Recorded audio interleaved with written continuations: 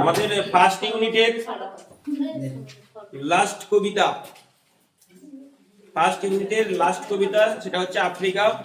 খুব একটা সহজ বলবো না, আবার খুব একটা কঠিন বলবো না, কিন্তু দারুণ একটা কবিতা আফ্রিকা, রবীন্দ্রনাথ ঠাকুরের লেখা।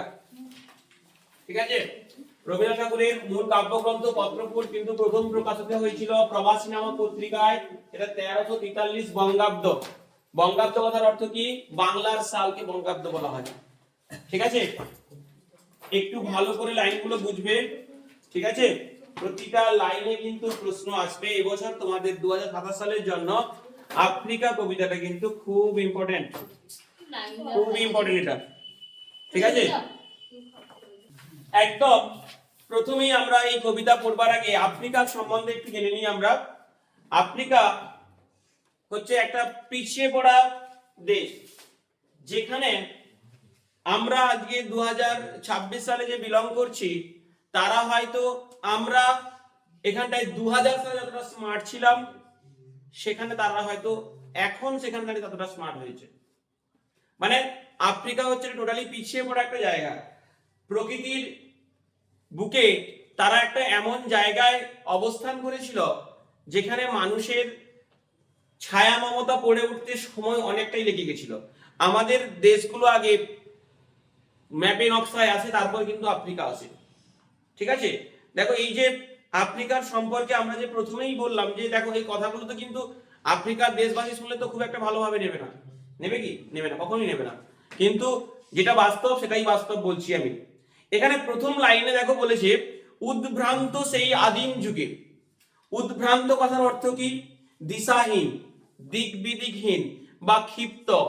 অর্থাৎ বলো, যেটা খুশি লেখো তুমি, দিশাহীন লিখে নাও।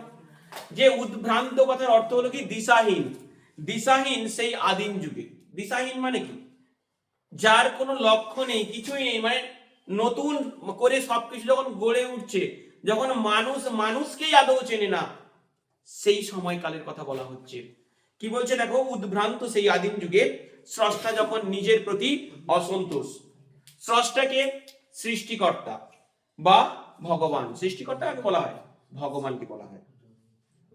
স্রষ্টা যখন নিজের প্রতি অসন্তোষ, অর্থাৎ নিজেকে বিরক্ত বলে মনে হচ্ছে, নতুন সৃষ্টিকে বারবার করেছিলেন বিধ্বস্ত। নতুন সৃষ্টি কোনটা? আফ্রিকা।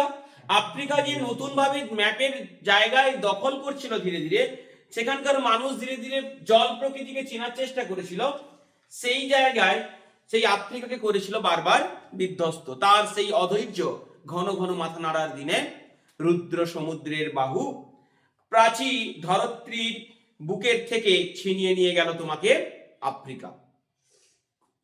অধৈর্য ঘন ঘন মাথা নাড়ার দিন, অর্থাৎ অধৈর্য কাকে বলা হয়? যার মধ্যে ধৈর্যের খুব অভাব থাকে। প্রকৃতি যখন ধীরে ধীরে সবকিছু সৃষ্টি করছিল, ঠিক আছে, সেই সময় যেন প্রকৃতির যে দৃষ্টি, অবিল দৃষ্টি, তার উপর অধৈর্য ভাবে এমন দৃষ্টি ফেলেছে, যেখানে প্রত্যেকটা মানুষের এখানে যে রয়েছে, যে মানে নেকেডের যে কথা রয়েছে, ওটা কিন্তু ইউরোপবাসীর কথা বলা হয়েছে। ওটা কিন্তু ঔপনিবেশিক ইউরোপবাসীর কথা বলা হয়েছে। তাদের দৃষ্টি কিন্তু আফ্রিকার উপর গোচর হয়। কি বলছে? রুদ্র সমুদ্রের বাহু, অর্থাৎ রুদ্র কথার অর্থ হলো, লেখো ভয়ঙ্কর। ভয়ঙ্কর সমুদ্রের বাহু। বাহু কথার অর্থ এখানে জলরাশি। বাহু কথার অর্থ হলো জলরাশি। সমুদ্রের জলরাশি প্রাচী ধরত্রীর বুক থেকে। প্রাচী কথার অর্থ হলো কি? প্রাচী মানে প্রাচীন না, একদম নয়। প্রাচী কথার অর্থ হলো পূর্ব দিক। পূর্ব দিক, ম্যাপের পূর্ব দিক, অর্থাৎ আমাদের প্রকৃতির পূর্ব দিক থেকে ছিনিয়ে নিয়ে গেল কাকে? আফ্রিকাকে ছিনিয়ে নিয়ে গেল তোমাকে আফ্রিকা। বাঁধলে তোমাকে বনস্পতির নিবিড় পাহারায়। আফ্রিকাকে কে বেঁধে রেখেছে? বনস্পতি, অর্থাৎ বড় বড় গাছ তাকে বেঁধে রেখেছে। কি বলছে দেখো, বাঁধলে তোমাকে বনস্পতির নিবিড় পাহারায়, কৃপণ আলোর অন্তঃপুরে। অন্তঃপুর কথার অর্থ হলো মানে একটা কি বলা হয়, মানে অন্দরমহল, একটা বড় রুমের মধ্যে যে অন্দরমহল, যে রাজবাড়িতে বলা হয়, সেই অন্দরমহলের কথা বলা হচ্ছে। বলো, হ্যাঁ হতে পারে, কোনো অসুবিধা নেই। এখানটায় আফ্রিকাকে মহিলা সমতুল্য করা হয়েছে, তুমি সেখানে করতেই পারো, কোনো অসুবিধা নেই। কিন্তু অ্যাকচুয়াল অন্তঃপুর কথার অর্থ হলো কি অন্দরমহল, ঠিক আছে। কৃপণ আলো, কৃপণ কথার অর্থ আমরা জানি যে অল্প আলো, যেন প্রকৃতিও তার সঙ্গে কৃপণতা করছে। দেখো সেখানে তো বড় বড় গাছের, আমাদের মানে গাছের মানে উদ্ভিদের যত প্রজাতি আছে তার 25% ইন টোটাল পৃথিবীর, তার 25% শুধু আফ্রিকাতেই রয়েছে, বাকি 70% বাকি সব জায়গায় ছড়িয়ে রয়েছে। মানে বুঝতে পারছো সেখানে কত ঘন বন জঙ্গল রয়েছে। সেই ঘন বন জঙ্গলে কি হয়েছে, সূর্যের রোদ সেখানে পৌঁছতে কৃপণতা করছে, তাই বলা হচ্ছে কি কৃপণ আলোর অন্তঃপুরে বাঁধলে তোমাকে বনস্পতির নিবিড় পাহারায়। অর্থাৎ বড় গাছ দিয়ে যেন আফ্রিকাকে বেঁধে রাখা হয়েছে। সেখানে নিভৃত অবকাশে তুমি সংগ্রহ করছিলে দুর্গমের রহস্য। সেখানে মানে কোথায়, আফ্রিকাতেই। নিভৃত কথার অর্থ হলো একা, নিভৃত কথার অর্থ হলো একা, একা অবকাশে তুমি, অর্থাৎ নির্দ্বিধায় তুমি কি করছিলে, সংগ্রহ করছিলে দুর্গমের রহস্য। দুর্গমের রহস্য ব্যাপারটা কি, দুর্গমের রহস্য ব্যাপারটা হলো এটা যে একটা যখন নতুন জায়গায় যখন আমরা যাই তখন সেই জায়গাটা চিনে উঠতে সময় লাগে না আমাদের, ঠিক একইভাবে আফ্রিকাও তার ওই প্রত্যেকটা জায়গাকে যখন চেনা শব্দ শুরু করেছে, যখন মানুষ কিভাবে চলতে পারে, বলতে পারে, কিভাবে কোন ঝড় ঝড় ওঠার আগে মেঘের পরিস্থিতি কি হয়, ওই সমস্ত জিনিসগুলো কিন্তু তারা যখন চিনতে শুরু করেছিল, ঠিক সেই মুহূর্তে কি ঘটছে দেখো, চিনছিল জল স্থল আকাশের দুর্বোধ সংকেত, প্রকৃতির দৃষ্টি অতি জাদু। অর্থাৎ প্রকৃতির যে দৃষ্টি কখন কি পরিবর্তন হয়ে যাবে, তাই যেটাকে জাদু বলা হয়েছে। প্রকৃতির দৃষ্টি অতীত জাদু, অর্থাৎ প্রাচীনতর জাদু, অর্থাৎ সেখানে কখন কি ঘটবে কেউ যেন বলতে পারবে না। অর্থাৎ সেগুলো কি ধীরে ধীরে তারা চিনছিল। বিদ্রুপ করেছিল ভীষণকে, বিদ্রুপ কথার অর্থ, ওহো হ্যাঁ হ্যাঁ তাই, মন্ত্র জাগা ছিল তোমার চেতনাতীত মনে। চেতনাতীত কথার অর্থ হলো লিখে নাও চেতনার অতীত, চেতনাতীত কথার অর্থ হলো চেতনার অতীত। মন্ত্র জাগা ছিল তোমার চেতনাতীত মনে, অর্থাৎ চেতনা অর্থাৎ মনে যেটা আসেনি তার বাইরেও চিন্তা করছিল। বিদ্রুপ করেছিল ভীষণকে, ভীষণ কথার অর্থ হলো ভয়ঙ্কর, আর বিদ্রুপ মানে ঠাট্টা, তো আমরা জানি সকলে যে ঠাট্টা করেছিল ভয়ঙ্করকে বিরূপের ছদ্মবেশে। এসে তার বিরূপটাকে লিখে নাও শ্রীহীন। বিরূপের কথার অর্থ হলো শ্রীহীন, হয়েছে? হ্যাঁ, বিরূপে ছদ্মবেশ। তাহলে শ্রীহীন বা বিরূপ কথার অর্থ কি, যে দেখতে একদমই খারাপ। শ্রী মানে সুন্দর, হীন মানে কি, হীন মানে কি সুন্দরতা নেই, শ্রীহীন, বুঝতে পেরেছো? আমাদের রয়েছে শ্রীময়ী, অর্থাৎ সৌন্দর্যতা ভরপুর রয়েছে তার মধ্যে, কিন্তু এখানে বিদ্রুপ কথার অর্থ কি শ্রীহীন, মানে একটা এমন ছদ্মবেশ ধারণ করে আফ্রিকাতে যেন প্রবেশ করছে, একদম বিশ্রী ব্যাপার। একদম সংখ্যাকে চাচ্ছিল হার মানাতে, আপনাকে উগ্র করে বিভীষিকার প্রচন্ড মহিমা তাণ্ডবের দুন্দুভিনাথ। এবার কি বলছে দেখো, উগ্র করে প্রচন্ড মহিমায় বাইরের ঔপনিবেশিক রাজ্য আক্রমণ করেছে কার উপর, আফ্রিকার উপর। এই আফ্রিকার উপর আক্রমণ করবার কারণও রয়েছে, বন সম্পদে ভরপুর সেখানে, সেখানে আফ্রিকাতে প্রচুর সম্পদ সেখানে ঠুসে ঠুসে যেন রয়েছে। তারা সেখান থেকে দেখো, এই যে আজকের দিনে রাজনীতি খেলে দাঁড়িয়ে মানুষ কি করছে বলতো, মানুষকে বেশি মূর্খ তৈরি করার চেষ্টা করছে। কারণ কি, জ্ঞানী হয়ে গেলে কি তুমি সব বুঝে যাবে, বুঝে গেলে সব হিসাবপত্র করে ফেলবে, সেই কারণে কিন্তু আমাদেরকে মূর্খ তৈরি করার চেষ্টা হচ্ছে। ঠিক একইভাবে আফ্রিকার যখন মানুষগুলো নবজাত বলতে পারি আমরা এই পৃথিবীতে, তারা কি করছিল, তারা তো আদৌ জানে না যে কোনটা কি কি ব্যাপার। সেই সমস্ত মানুষের উপর ইউরোপবাসীরা, ঔপনিবেশিকরা আক্রমণ করে তাদেরকে ধরে নিয়েছে তাদের দেশে, সেখানে কি করার জন্য, কাজ বাজ করার জন্য তাদেরকে কিন্তু ধরে নিয়ে যাচ্ছিল। তাণ্ডবের দুন্দুভিনাদে, দুন্দুভিনাদ কথার অর্থ হলো একটা বাদ্যযন্ত্র। দুন্দুভিনাদ হচ্ছে কি বাদ্যযন্ত্র। দুন্দুভি কথার অর্থ হলো দামামা, দুন্দুভি কথার অর্থ হলো দামাবা, আর নিনাদ কথার অর্থ হলো শব্দ, অর্থাৎ বাদ্যযন্ত্রের শব্দ। হায় ছায়াবৃত্ত, দেখো এখানে আফ্রিকাকে কিন্তু একটা মেয়ের সমতুল্য করা হয়েছে, কিংবা একটা নারীর সমতুল্য করা হয়েছে।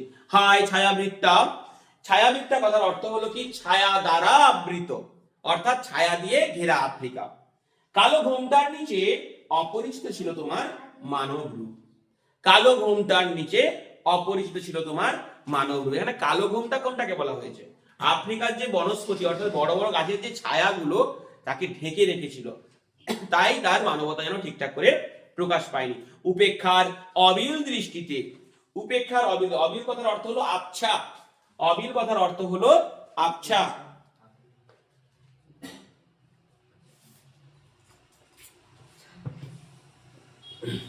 উপেক্ষার অবিল দৃষ্টিতে, অর্থাৎ উপেক্ষা কথার অর্থ কি? লাঞ্ছিত, মানে ওই হেয় করা, কোনো গুরুত্ব না দেওয়া, সেই রকম আবছা অবিল দৃষ্টিতে এলোরা লোহার হাতকড়ি নিয়ে। কারা এলো? ইউরোপবাসীরা। ইউরোপবাসীরা কোথায় এলো? লোহার হাতকড়ি নিয়ে চলে এলো কোথায়? আফ্রিকাতে এলো। তারপরে কি বলছে দেখো, নখ যাদের তীক্ষ্ণ, তীক্ষ্ণ নখ অর্থাৎ শানিত, ধারালো, সেই নখের কথা বলা হচ্ছে। নখ যাদের তীক্ষ্ণ, তোমরা নেকড়ের চেয়ে, এরা এলো মানুষ ধরার দল। এখানে দেখো এত তো পশু রয়েছে, নেকড়ের কথা কেন বললো? নেকড়ে হচ্ছে একটা ধূর্ত শ্রেণীর প্রাণী, প্রচন্ড ধূর্ত। বনে এমন কোনো পশু নেই যে নেকড়ের হাতে মারা যায়নি। ইভেন একটা সিংহ মারা যেতে পারে নেকড়ের হাতে। নেকড়েরা পেছন থেকে আক্রমণ করে এবং দলবদ্ধভাবে আক্রমণ করে। ওরা একসঙ্গে জোর হয়। তোমরা যদি ম্যান ভার্সেস ওয়াইল্ড কিংবা ম্যান এনিম্যাল ওয়াইল্ড দেখো, তোমরা ওখানে দেখতে পাবে নেকড়ে কিন্তু সবসময় দলবদ্ধভাবে চলে এবং তারা কিন্তু ওই যে হয় না, রাজার রাজার যুদ্ধে অনেক নিয়ম থাকে। একটা রাজা যদি তরোয়াল ভেঙে যায়, তাকেও তরোয়াল ফেলে দিতে হবে এবং হাতাহাতি লড়াই করতে হবে। ওরা কিন্তু কোনো নিয়ম মানে না, বনের যে একটা নিয়ম আছে। তাই নেকড়েকে কিন্তু ধূর্ত প্রাণী বলা হয়। আর সেই তাদেরকে অর্থাৎ ইউরোপবাসীকে কিন্তু সেই নেকড়ের সঙ্গেই তুলনা করা হয়েছে। এই কারণে নেকড়ে শব্দটি উচ্চারণ করা হয়েছে বা নেকড়ে নামক পশুটিকে ব্যবহার করা হয়েছে। এলো মানুষ ধরার দল, গর্বে যারা অন্ধ, তোমরা সূর্যহারা অরণ্যের চেয়ে। সভ্যের বর্বর লোভ নগ্ন করলো আপর নির্লজ্জ অমনসতা। নখ যাদের তীক্ষ্ণ, তারা মানুষ ধরার দল। গর্বে তারা কি হয়ে গেছে? অন্ধ হয়ে গেছে। কেন কি? আমরা যখন তোমার সামনে একটা ব্যক্তি দাঁড়াবে, সে তোমার থেকে কম জানে, তোমার অটোমেটিক দেখে তোমার দম্ভ বেড়ে যাবে। এটা কিন্তু ন্যাচারাল, ঠিক আছে? কিন্তু ন্যাচারাল জিনিসটাকে যারা উপেক্ষা করে চলে, তারাই কিন্তু আনন্যাচারাল এবং অসাধারণ হয়ে ওঠে। যাই হোক, তারা কিন্তু কি করেছিল? আফ্রিকাকে একদম কটু চোখে দেখতো। তারা গর্বে অন্ধ হয়ে গেছে, তারা যেন কিছু দিক দিশানাহীন হেরে গেছে। তারা যেন কি বলছে তারপর, সভ্যের বর্বর লোভ নগ্ন করলো আপন নির্লজ্জ অমানুষতাকে। সভ্যের বর্বর লোভ অর্থাৎ সভ্যতা পেয়ে তাদের মধ্যে যে লোভ সৃষ্টি হয়েছে। দেখো এখনকার দিনে আমরা যদি ওই 5,000 টাকা যদি প্রত্যেক মাসে যদি পেতে থাকি, ঠিক আছে, তার 10 মাস পর মনে হবে যেন আর 5,000 টাকা যেন হচ্ছে না, 10,000 টাকা লাগবে। এটা হচ্ছে মানুষ, ঠিক আছে? মানুষের ডিমান্ডের শেষ নেই। কেউ 2,000 টাকায় সংসার চালিয়ে নিচ্ছে, কেউ আবার 20,000 টাকাও তো সংসার চলছে না। এরকম হয়ে থাকে। অ্যাকচুয়াল কি, তোমার ডিমান্ড যেরকম তোমার খরচাও সেরকম, ঠিক আছে? তাই এখানে বলছে দেখো, সভ্যের বর্বর লোভ, অর্থাৎ সভ্য হতে হতে আমরা একটা এমন জায়গায় পৌঁছে গেছি যে অসভ্যে পরিণত হয়ে গেছি। সেগুলো আমরা ইনস্টাগ্রাম ভালোভাবে দেখতে পাই। যাই হোক, নগ্ন করলো আপন নির্লজ্জ অমানুষতা তোমার ভাষাহীন ক্রন্দ বাষ্পাকুলে অরণ্যের পথে। বাষ্পাকুল অর্থাৎ চোখের জলে ভেজে গেছে কোথাকার? আফ্রিকার পথগুলো। আর সেগুলো বাষ্প হয়ে স্ফীত হয়ে কি করছে দেখো, পঙ্কিল হলো ধুলি, তোমার রক্তে অশ্রুতে মিশে দস্যুর পায়ে কাটা মারা জুতোর তলায় বিভৎস কাদার পিণ্ড। কি বলছে? আফ্রিকাবাসীর চোখের জল শুধু নয়, তাদের বিন্দু বিন্দু রক্ত আফ্রিকার ধুলোতে মিশে পাঁক তৈরি হয়েছে। আর সেই পাঁক রক্তের ডেলা ইউরোপবাসীর যেন জুতোর নিচে যে কাঁটা লাগানো আছে তার তলায় যেন জুড়ে আছে একদম। দস্যুর পায়ের তলায় কাঁটা মারা জুতোর তলায় বিভৎস কাদার পিণ্ড। পঙ্কিল মানে পাঁক হয়েছে। চিরচিহ্ন দিয়ে গেল তোমায় অপমানিত ইতিহাসে। দেখো আমি শুরুতেই বলেছি আফ্রিকা হচ্ছে কি একটা পিছিয়ে পড়া দেশ বর্তমান যুগেও দাঁড়িয়ে। দেখো আমি শুরুতেই কিন্তু আফ্রিকাকে এক প্রকার অপমান করেছি। অপমান আমি করতে চাইনি, কোনো দেশকে অপমান বা ছোট করার মতো আমাদের অধিকার নেই। তারা অ্যাকচুয়াল যেটা বাস্তবতা সেটাকে আমি ফুটিয়ে ধরেছি জাস্ট, আর কিছু নয়। কি বলছে, চিরচিহ্ন দিয়ে গেল তোমার অপমানিত ইতিহাসে, অর্থাৎ আফ্রিকাকে তারা অপমান করে যেন চলে গেল। সমুদ্রের পারে সেই মুহূর্তে, দেখো এটা গেল কি, এটা একটা সেকেন্ড প্যারা গেল, যেখানে আমরা দেখতে পেলাম কি যে আফ্রিকার সঙ্গে কতটা নির্মম অত্যাচার করেছে ইউরোপবাসীরা, ঔপনিবেশিকরা। সমুদ্রের পারে সেই মুহূর্তে, অর্থাৎ এখানে তো ইউরোপবাসীরা কি করছে, তারা কি করছে, এখানে ইউরোপবাসীরা আফ্রিকার মানব জাতিকে খুন করছে, রক্ত বের করে দিচ্ছে, চোখের জলে সবকিছু একাকার কাণ্ড করে দিচ্ছে। কিন্তু সেই সময় ইউরোপে কি ঘটছে সেটা দেখবো আমরা। সমুদ্র পারে সেই মুহূর্তে তাদের পাড়ায় পাড়ায় মন্দিরে বাজছিল পুজোর ঘন্টা। তাদের পাড়ায় পাড়ায় কি করছিল, মন্দিরে পুজোর ঘন্টা বাজছিল। সকাল সন্ধ্যা দয়াময় দেবতার নামে শিশুরা খেলছিল মায়ের কোলে। অর্থাৎ যারা এখানে খুন খারাপি করছে, যারা মানুষের জীবন নিয়ে খেলা করছে, তাদের পাড়ায় তখন কতটা শান্ত বিরাজ করছিল একবার দেখো। শিশুরা মায়ের কোলে খেলছিল, সন্ধ্যার সময় পুজো পার্বণ হচ্ছিল, সব যেন নিয়মিত ভাবে হচ্ছিল, শুধুমাত্র আফ্রিকাকে বিধ্বস্ত করা বাদে। কবির সঙ্গীতে বেজেছিল সুরের আরাধনা, সুন্দরের আরাধনা। কবির সঙ্গীতে বেজে উঠেছিল কি, সুন্দরের আরাধনা। সেই মুহূর্তে কবিকে আমাদের রবীন্দ্রনাথ ঠাকুর, তিনি সুন্দরের আরাধনা, অর্থাৎ কি মঙ্গল কামনা করা। আরাধনা কথার অর্থ কি, মঙ্গল কামনা করা। ওই যে পুষ্পাঞ্জলি দেওয়াকে বলা হয় না, আরাধনা দাও, সেইটাই কথা বলছে। আজ যখন পশ্চিম দিগন্তে প্রদোষকালে ঝঞ্ঝা বাতাসের ঊর্ধ্বশ্বাস, আজ কি পশ্চিম দিগন্তে প্রদোষকাল, অর্থাৎ সন্ধ্যার মুখে। প্রদোষকাল কথার অর্থ কি, সন্ধ্যার মুখ, মানে যে সময় পাখিরা নিজেদের বাসায় ফিরে যায়, পশুরা তাদের বাসায় ফিরে যায়, সেই সময়টা। অর্থাৎ কি, যে সূর্য ডোবার মুহূর্তে যখন সূর্যের আভাটুকু থাকে এবং রাত্রি এবং বিকালের যে সময়টুকু গোধূলি বেলা, তার পরের সময়কে বলা হচ্ছে কি প্রদোষকাল। প্রদোষকালে ঝঞ্ঝা বাতাসের ঊর্ধ্বশ্বাস, যখন গুপ্ত গহ্বর থেকে পশুরা বেরিয়ে এলো, ওই টাইমটা দেখবে পশু পাখিদের ডাক শোনা যায়, কাক ডেকে ডেকে বাড়ি ফিরে, পাখিরা কিচির মিচির করে সব বাসায় ফিরে আছে, সেই মুহূর্তের কথা কিন্তু বলা হচ্ছে। অশুভ ধ্বনিতে ঘোষণা করলো দিনের অন্তিম কাল।